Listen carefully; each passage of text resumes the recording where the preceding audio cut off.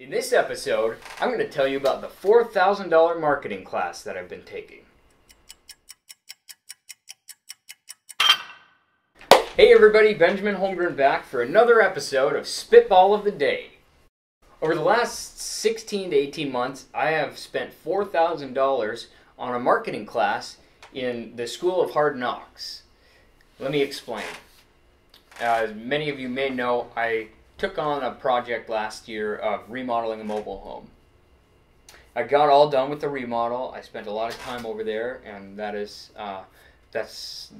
neither here nor there. I got done, and I finished up the project, and I posted it on the market last July.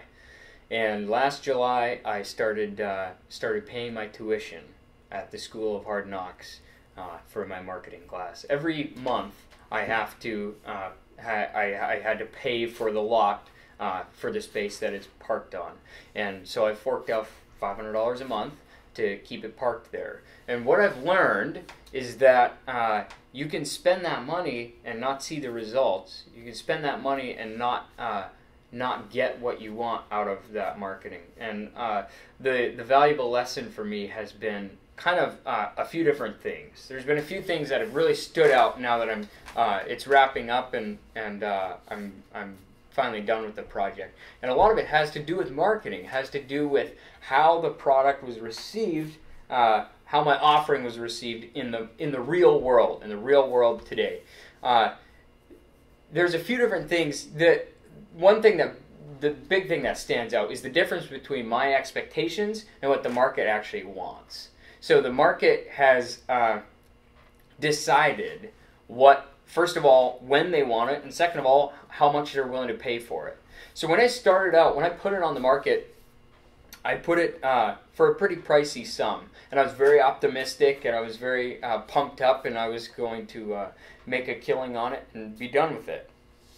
As the weeks and the months went by, there's very little traffic. What started to become very evident to me that something was either going to have to change. I was either going to have to get it in front of a whole bunch more people and try to find that person that's willing to pay for it, or I'm going to have to cut my price to reach a different market. And so that's come really clear to me in the last couple of months, is understanding the difference. There's a huge disconnect. There was a big disconnect between my expectations, my optimistic nature, and what the market actually was willing to pay for. And so I've had to learn that and come to realize that as a reality in the real world. Another thing that I've learned is that everything about the project, everything about all of my projects is my fault. The buck stops with me. So if I spent valuable time complaining that nobody was buying my house, okay? I was complaining that it just wasn't going, and I was just forking out all this cash into cyberspace, just hoping that someone would come along. Well, the reality is, nobody cares. Nobody cares. The market doesn't care that I'm spending that money. The family doesn't care that I'm spending that money. It's my fault. And so just like with all of my other projects, just like with my business, just like with your business and your projects, the buck stops with you. The buck stops with me. And so that's another thing I've had to learn is I can sit around and complain about how junky and how I wish it was different and how I wish somebody would just come along and buy it because they feel bad for me. Well, nobody cares. And so that's something that I've had to really realize, and I want to be able to take that and apply that to my projects going forward. The last thing I've learned, kind of the third big point that has come clear to me, is now I can have, when it comes to these projects, I can have more educated optimism. So I touched on my optimism before. Very excited, very pumped up last July when I put it on the market. Very just ready to roll, and I was jacked up. And if you talked to me back then, you know this. But now I've had this 8-month interim where I've just shelled out money and hoped, and eventually started doing some things to try to prod that along.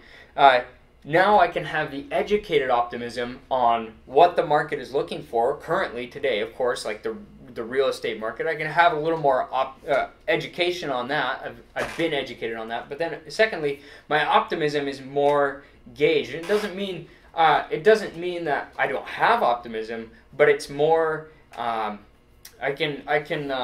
it's more educated because it's actually based on reality and fact rather than based on what I hope happens.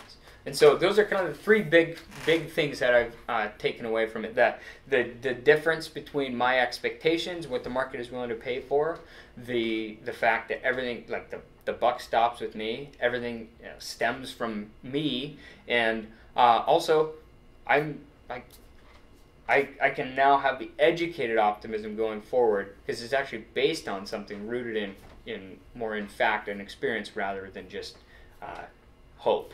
So all that to say, for you guys, for me going forward, for projects that I have coming up, for in your business and your projects, I think the moral of the story is wrapped up in a Seth Godin quote. And what Seth Godin said is, to some degree, you have to let the market decide what you make, not the other way around. And so, what he means by that is allowing the market to choose what you make, and giving the permission to the market to tell you what to make or to gauge what you're making, rather than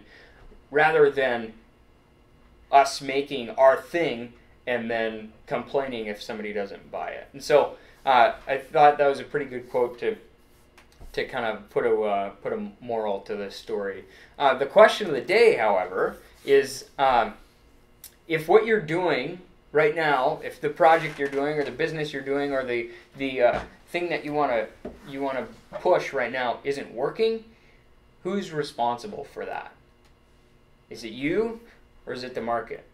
And if it's you, take that responsibility upon yourself. And if you feel like it's the market, and then you need to audit, you need to be able to look at the facts rather than what I was doing for a long time, which is looking at just all my money going out the door with no results. And so that's the question of the day, is if what you're doing isn't working, who's responsible for that?